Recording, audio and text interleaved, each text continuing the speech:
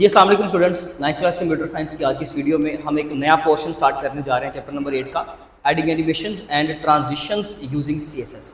देखिए animations basically हमारे content को फर्दर क्या कर सकती हैं, इंटरेक्टिव बना सकती हैं, ऐसे ही है ना। उसमें इसके अलावा हम लोग जब ट्रांजिशंस ऐड करते हैं तो हमारा कंटेंट और ज़्यादा खूबसूरत हो जाता है। जैसे कि एक हमारा स्टैटिक कंटेंट चल रहा है, उसके ऊपर होवर करने से या कुछ एक खास टाइम पीरियड के बाद आपके कंटेंट में चेंजिंग आ जाए, कलर्स चेंज हो जाए, टेक्स्ट फ्लो करना शुरू कर दे, ये सारी चीज़ें बेसिकली एनिमेशन और ट्रांजिशंस का हिस्सा है, जिसमें से आज हम पढ़ेंगे सबसे पहले एडिंग एनिमेशन। एक बहुत ही सिंपल सा टॉपिक है। एनिमेशन अप्लाई करने के लिए ना हमें बताना पड़ता है कि हमारे कंटेंट का एनिमेशन जहां से स्टार्ट हो रहा है और जहां पे खत्म हो रहा है। ये स्टार्टिंग और एंडिंग पॉइंट बताने के लिए हम की फ्रेम बनाते हैं। की फ्रेम बेसिकली जब हमने रेडी करना होता है तो की फ्रेम से पहले हम लोगों को @ का सिंबल लगाना पड़ता है। वो बेसिकली ये बताता है कि इन दीज रूल्स या विद दीज रूल्स आप लोगों ने क्या करना है, इस की फ्रेम में काम करना है।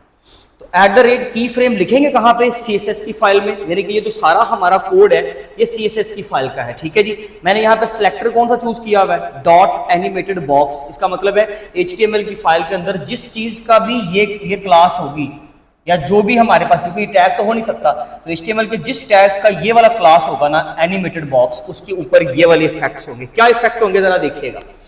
विड्थ 100 पिक्सल, हाइट उसकी 100 पिक्सल, बैकग्राउंड कलर उस पर्टिकुलर डिव का, कंटेनर का या व्हाटएवर वो जो भी चीज़ है उसका रेड, और उसके ऊपर हमने एनिमेशन नेम चला दिया, कौन सा, एग्जाम्पल।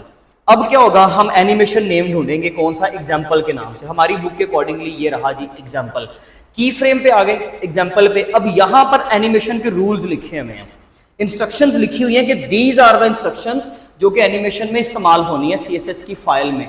तो की फ्रेम के सामने ये सिंपल सारा इसी तरीके से वन स्पेस के साथ आपने CSS की फाइल में लिखना है और उसको प्रैक्टिस भी करनी है। @ की frame example as it is लिखेंगे, और ये आपका जो भी एनिमेशन का नाम है, आप माई एनिमेशन रख दें, योर एनिमेशन रख दें, व्हाटएवर। मैंने यहाँ पे एग्जाम्पल लिखा है क्योंकि बुक में लिखा हुआ है।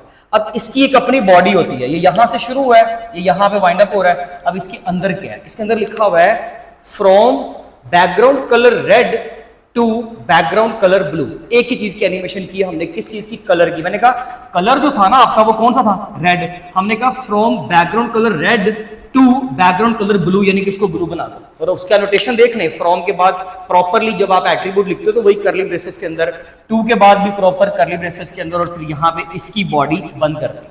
अब वो जब एनिमेशन नेम देखेगा ना एग्जाम्पल, तो वो इसके मुताबिक करेगा, और वो क्या करेगा कि एनिमेशन ड्यूरेशन हमने रखी है 4 सेकेंड।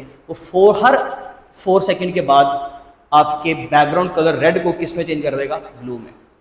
फिर एक टाइम के बाद, एक स्पेसिफिक टाइम पीरियड के बाद दोबारा से रेड होगा, फिर 4 सेकेंड बाद ब्लू। इस तरीके से ये सर्कल चलता रहेगा। हम इसको इन्फिनाइट टाइम तक भी चला सकते हैं, हम इसको 10 बार 15 बार हम उसको यानी कि काउंटिंग दे सकते हैं, हम उसकी लूपिंग कर सकते हैं। मैं चाहूँ तो ये इफेक्ट चाहे 10 बार चले, चाहे 50 बार चले, या इन्फिनाइट टाइम तक, जब तक वो ब्राउजर के ऊपर वेब पेज ओपन है तब तक चलता रहे। ये चीज़ हम कंट्रोल कर सकते हैं। इसको एक्सप्लोर कीजिएगा लाजमी तौर पर। अब इंशाल्लाह मिलेंगे अपनी नेक्स्ट वीडियो में। एक सिंपल सा टॉपिक था शॉर्ट क्वेश्चन के लिए। इंशाल्लाह मिलेंगे अपनी नेक्स्ट वीडियो में। अपना ख्याल रखें। Thank you so much. अल्लाह हाफिज़।